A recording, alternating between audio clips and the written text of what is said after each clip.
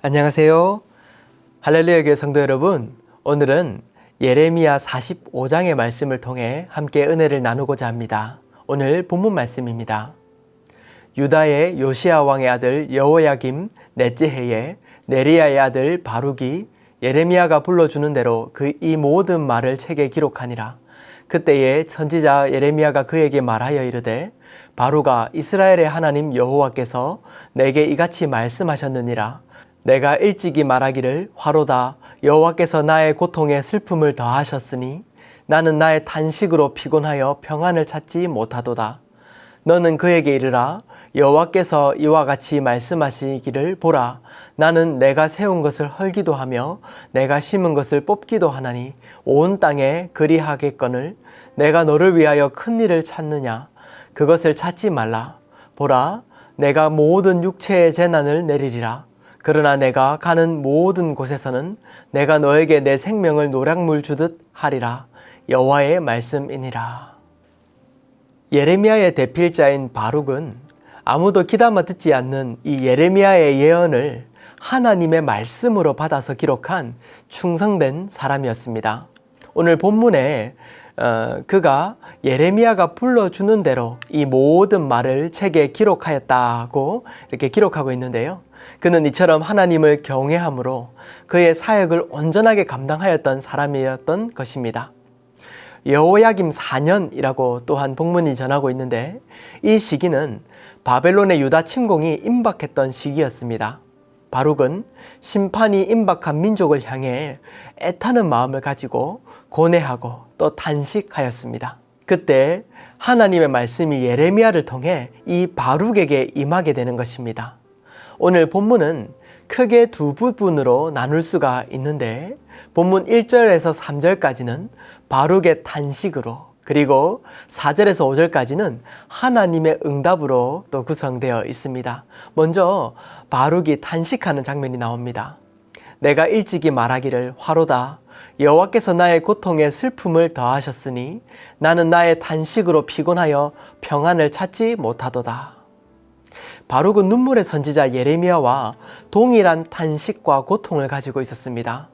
예레미야서의 36장을 보면 이 바룩이 예레미야의 예언을 충성되게 두루마리에 기록을 한 것뿐만 아니라 그는 이 하나님의 말씀을 전하는 하나님의 심정도 알았습니다. 그는 예레미야가 눈물로 민족들에게 호소하면서 걸었던 이 애굽 땅을 향한 그 걸음에도 함께하였습니다. 이와 같이 그는 예레미야의 동역자였고 또한 그의 말을 귀담아 듣는 이였고 그렇기에 깊은 탄식과 고통을 느끼었던 것입니다. 그런 그에게 하나님은 그의 탄식의 소리를 듣고 응답하시지요. 4절에서 5절에 보면 너는 그에게 이르라. 여호와께서 이와 같이 말씀하시기를 보라, 나는 내가 세운 것을 헐기도 하며 내가 심은 것을 뽑기도 하나니 온 땅에 그리하겠거늘 내가 너를 위하여 큰 일을 찾느냐. 그것을 찾지 말라. 보라, 내가 모든 육체의 재난을 내리리라. 그러나 내가 가는 모든 곳에서는 내가 너에게 내 생명을 노략물 주듯 하리라. 여호와의 말씀이니라. 낭망한 이 바룩에게 하나님은 위로의 말씀을 주십니다. 나는 내가 세운 것을 헐기도 하며 나의 심은 것을 뽑기도 하나니 라고 말씀하시는데요.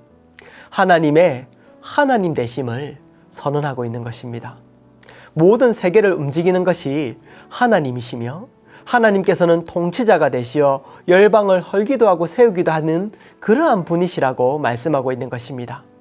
그렇기 때문에 지금 이 슬픔과 아픔이 있는 심판의 때를 겪고 있지만 하나님은 이 심판을 통해서 회복의 뜻을 이루신다고 말씀하십니다. 그렇기에 하나님은 그에게 오히려 물으시는 것입니다. 내가 너를 위하여 큰 일을 찾느냐? 즉 바룩 자신을 위해 이 모든 일들을 당한 것이 아니라 하나님의 나라와 말씀을 위해 이 고난과 어려움이 있다는 사실을 말씀하고 있습니다. 바룩은 예레미야와 함께 고통을 당하였고 민족을 향한 메시지에 탄식하였습니다. 하지만 그러한 탄식이 그를 중심으로 이루어지는 것이 아니라는 것입니다.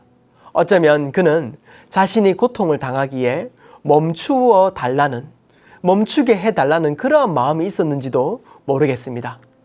하지만 이 바룩 자신의 중심으로 이 사건이 이루어지는 것이 아니라 하나님은 바룩에게 하나님의 뜻을 바라보라고, 자신의 고통을 벗어나서 시선을 들어 하나님의 뜻을 바라보라고 그렇게 하나님께서 말씀하시는 것입니다.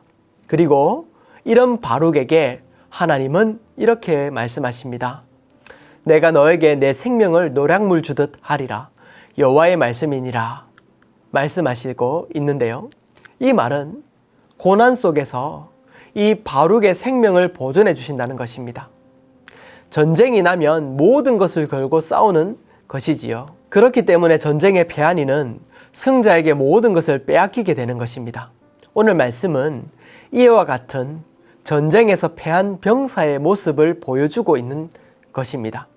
병사가 전쟁에서 패한 후에 겨우 생명만 부지해서 그 생명을 전리품으로 가지고 가는 그러한 모습인 것입니다. 하나님의 무서운 심판은 이미 예정되어 있습니다. 이 심판은 벌어지게 될 것이고 그 심판은 하나님의 뜻이다. 그러니 그 가운데서 바룩 너는 생명을 구하게 될 것이다 라고 하나님은 그에게 약속하고 있는 것입니다. 우리도 또한 말씀과 같이 이 바룩과 같이 나라의 이 정치적인 이슈를 볼 때에 또는 민족의 아픔을 볼 때에 이 바룩과 같은 심정을 가질 때가 있습니다. 특히 통일 문제에 있어서 더욱 그렇겠지요. 탈북민들을 통해서 북한의 상황을 들을 때에 이런 단식이 있지 않습니까? 하나님, 북한 땅을 언제까지 저렇게 두시겠습니까? 라고 우리 안에 이런 단식이 올라옵니다. 그리고 기도할 때도 참 많지요. 우리 개인의 삶도 마찬가지겠지요. 우리의 삶에서 큰 인생의 문제가 다가왔을 때에 하나님의 뜻이 잘 이해되지 않아서 단식할 때가 있습니다. 하지만 오늘 말씀은 그러한 때가 찾아온다면 자기 자신의 이해를 넘어서는 하나님의 뜻을 바라보아야 한다고 알려주는 것입니다. 더 나아가서는 상황이 아니라 하나님이 어떠한 분이신지, 하나님의 성품이 어떠한지를 더욱 철저하게 바라보라고 하는 것입니다. 우리 인생에서 다 이해할 수 없을지라도 선하신 하나님을 믿고 신실하신 하나님을 의지하여 바라보는 것입니다. 그때에 우리가 당하는 이 고난이 그 당시에는 이해가 되지 않으나 시간이 지나면 하나님의 뜻이 분명하게 드러나게 될 것입니다. 사랑하는 성도 여러분, 혹시 이러한 이 어려움의 시기를 지나고 있지는 않으신지요? 만약 이 단식의 때 이해되지 않는 어려움 때문에 하나님을 향한 그러한 원망의 때를 지나고 있다면 사랑하는 성도 여러분, 우리의 생각보다 크신 하나님을 바라보고 우리 중심이 아니라 하나님의 중심을 고백하며 하나님의 선하신 하나님의 성품을 노래해 보시는 그러한 성도님들 되시면 어떠하시겠습니까?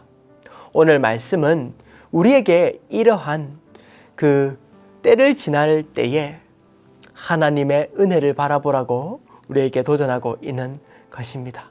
바룩이 민족의 아픔을 바라보며 단식하였지만 그 심판 속에 하나님의 회복이 있다는 사실을 기억하면서 하나님의 그 말씀을 받았던 것과 같이 이 예레미야는 이렇게 어려움 속에서 그 아픔 가운데서 이렇게 노래하고 있습니다. 여호와의 인자와 긍휼이 무궁하심으로 우리가 진멸되지 아니함이니이다. 이것들이 아침마다 새로우니 주의 성실하심이 크시도소이다. 하나님은 선하신 분이십니다. 하나님은 신실하신 분이십니다. 이처럼 우리는 우리의 생각보다 크신 하나님을 바라보며 주님을 고백하는 것입니다. 십자가 뒤에 영광과 부활이 있듯이 하나님은 심판을 통해서 하나님의 뜻을 세우실 것입니다. 우리에게 고난이 찾아온다면 오히려 기뻐하십시오. 그것에 하나님의 뜻과 계획이 있기 때문입니다. 기도하겠습니다.